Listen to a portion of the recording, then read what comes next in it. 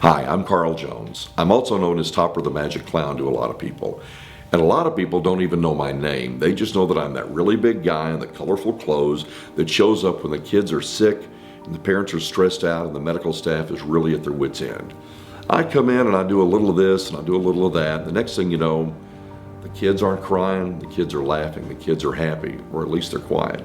The parents are greatly relieved and the medical staff, well, let's just say they're a whole lot happier.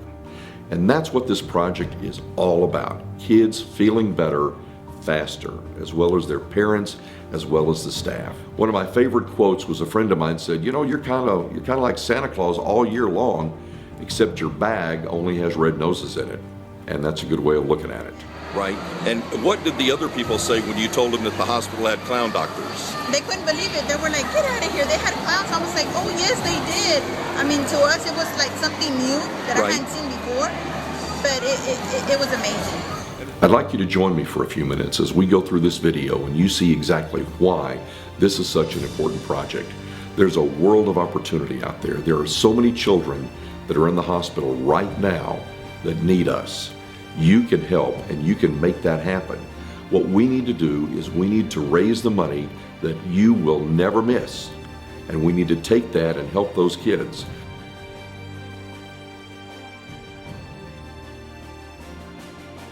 Well, the big difference is that we're trained in specific protocols for hygiene issues, as well as what to do, what not to do, what to say, what not to say when you're interacting with kids and some adults that are ill as well on different levels, because some kids, they're just not going to get better.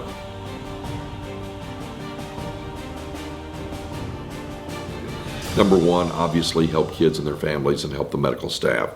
We're there to help the kids first and foremost. Second, we want to help those kids reduce the perception of pain, because perception is reality when you get right down to it. Perception is reality for kids. If they think they're hurting, or if they think that's going to be scary, or if they think that procedure is going to be difficult for them, it will be. We want to help them with that. Also, we've all been in the doctor's office. Most of us have been in the hospital. We've all had tests run at one time or the other, waiting for the test to take place and waiting on the results. Terrible for kids. Sometimes the tests require you not to raise your head, not to lower your legs, not to do this, not to do that. Kids aren't good at that, and a lot of adults aren't either. So we want to be there and help distract them so that while that's going on, they're not quite as fidgety and the process goes a lot better for them and for their family.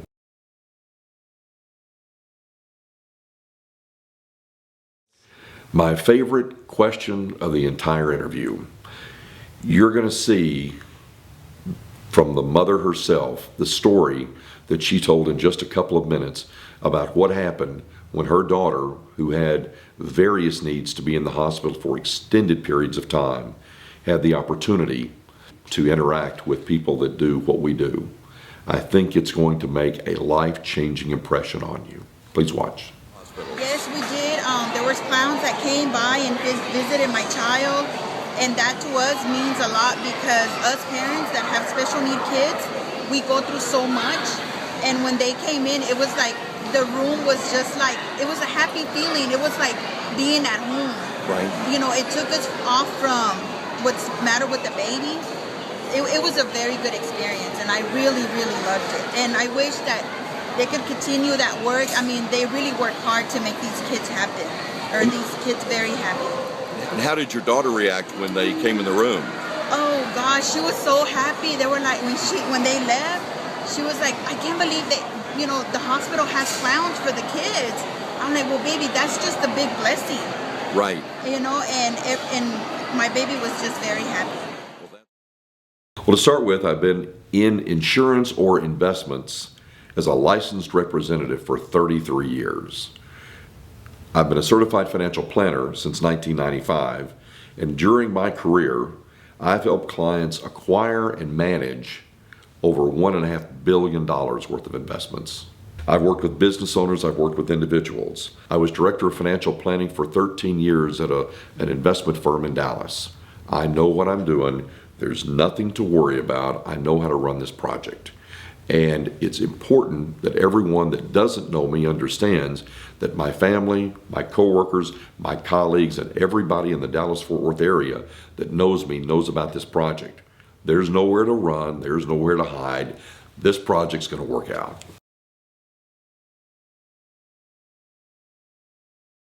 So I think that distraction in the hospital is incredible. It's positive, any kind of positive enforcement when kids are going through pain or they're under, drugs, different types of procedures that they've gone through, and they just don't, their world isn't normal, and a sense of normalcy that a clown can bring, a smile is so important when you're in the hospital. And I feel like, especially I had a little infant in the hospital and her older sibling, it was so important to have that distraction and some normalcy when their heads are so confused. Right. Especially, I think a lot of times kids undergo procedures. That power of distraction is very important. That's one of the thoughts I had earlier when I was talking to you, was that when blood draws happen, or the power of just a laugh or can take the pain away.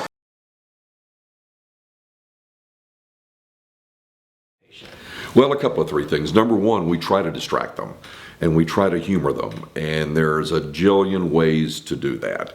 Sometimes just standing there can distract them if you stand there in the right way. Sometimes we'll go in and we'll do things with the things that are in their room. Now, never with their medical equipment, never with them or their bed or their parents or their siblings or their visitors. But for example, their television might need some adjustment. The plumbing might need a little checking out. Basically, we're going to take their mind off of what their mind is on, which it oftentimes is boredom or a procedure, and we're going to redirect it to something that's a little more positive and a little more humorous. And when you talk about distractions, would it be a fair statement from your standpoint that distractions even in the ER and in the waiting rooms and the clinic areas would be a big help too, as opposed to just in the patient room? Oh, absolutely. I think anywhere. And ERs have long wait times. Often any ER, not just in any hospital, but any ER. There are long wait times, and kids in pain or kids with confusion because they don't understand why they're feeling the way they feel. Right. Absolutely. I think it's very positive. Clowns are very positive in the hospital setting.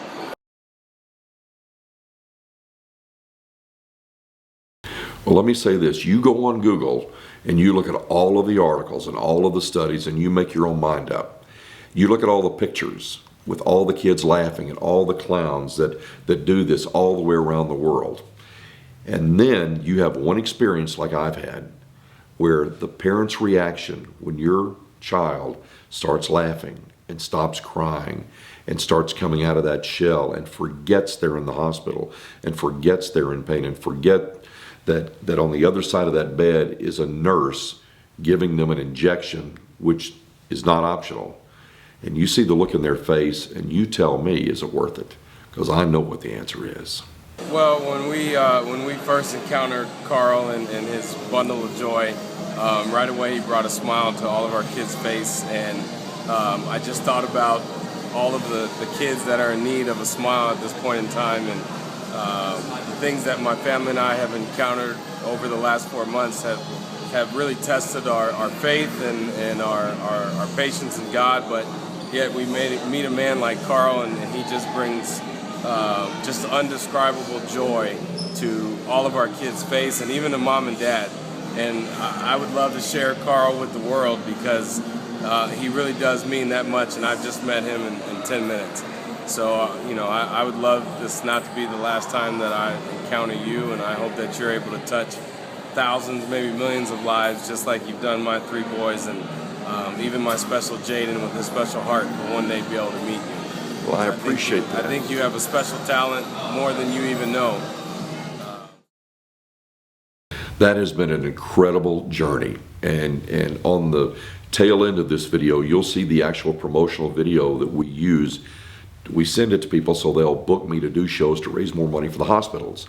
And one of the things that I say on there is that when I walked into the first show about 20 years ago, I never ever dreamed I'd still be doing those shows 20 years later.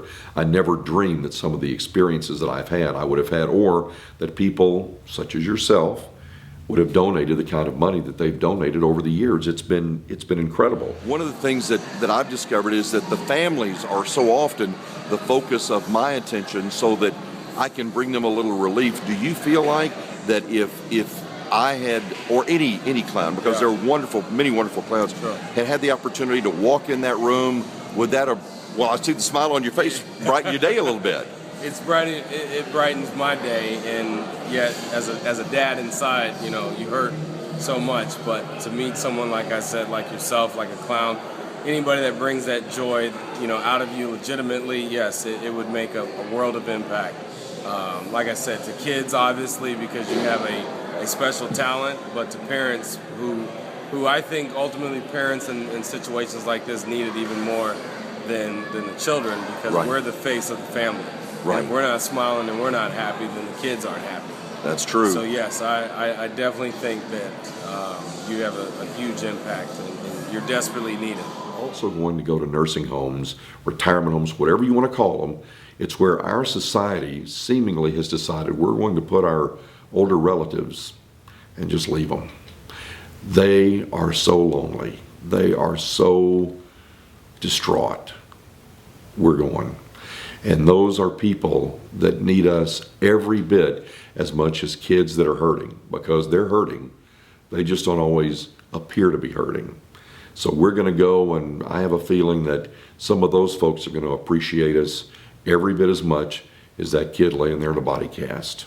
And we appreciate your help in helping us to go see them as well.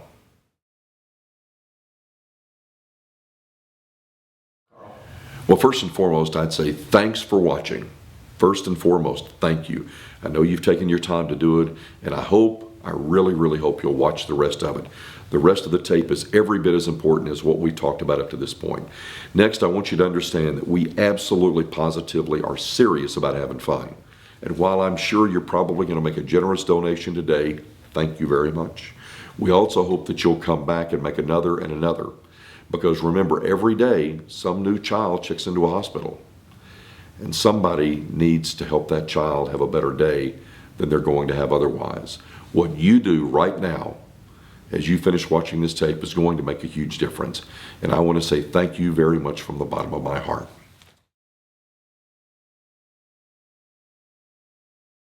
I've known Carl a long time. And I know a lot of the hella clowns. I know a lot of clowns around the country. And I have never seen a clown that can relate to children the way he does. He's just like the Pied Piper. Children gravitate to him. He has a way about him that other clowns don't have. He is unique. He's done that for years. And if you see him with children, you'll see how tremendous he is in that respect. And not only that, but he's a halfway decent magician.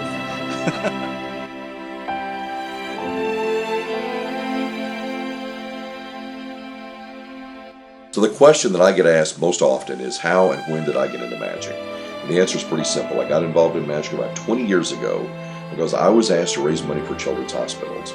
And the groups that I needed to go speak to had heard this message over and over and over.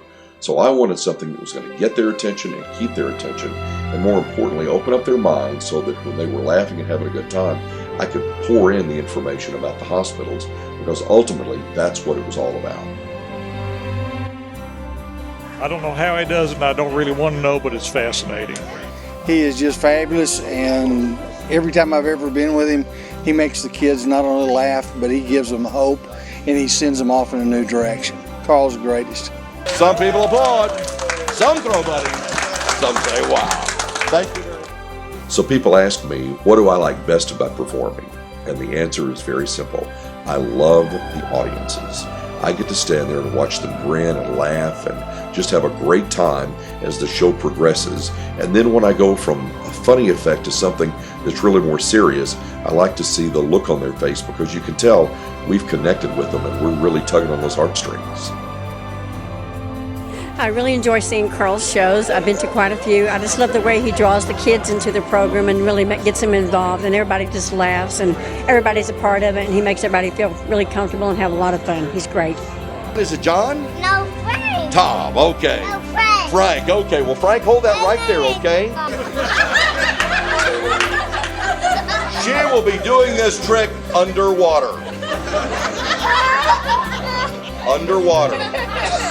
See, water's in that thing, Bob, and now she's under it. If I've got to explain these jokes, this show is not going to go as well as I would prefer. Just saying.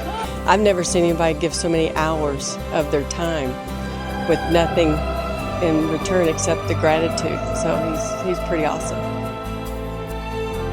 When I walked into that first show 20 years ago, I had no idea that I would still be doing this 20 years later. The fact is that over the years I've done hundreds and hundreds and now thousands of shows, coast to coast in the United States as well as internationally. And people say, well, how long are you going to keep doing this? And the fact of the matter is there's no end in sight, because there's always an audience that needs to know about the needs of various children's hospitals. And you've got to remember that the research of today is the treatment of tomorrow.